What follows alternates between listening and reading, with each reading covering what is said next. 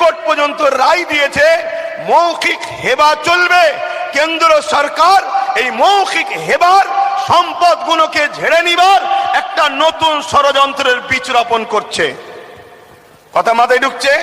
সে বলবে কাগজ দেখাও, 800 বছরের মসজিদ কাগজ দেখাও, 900 বছরের মসজিদের কাগজ দেখাও, 1000 বছরের মসজিদের কাগজ দেখাও, চিরামান মসজিদ কেরলে 1400 বছর পুরাতন কাগজ দেখাও, কেরলে গুজরাটে 1300 বছরের মসজিদ কাগজ দেখাও। কথা মাথায় ঢুকছে? তাহলে হেবা করার, দান করার, অফ করার পদ্ধতি আছে। আমার কথা মাইকে বুঝছেন? একটু মন দিয়ে শুনুন, ধৈর্য ধরে। ব্যাপারটা না জানলে আপনাদের ইন্টারেস্ট আসবে না।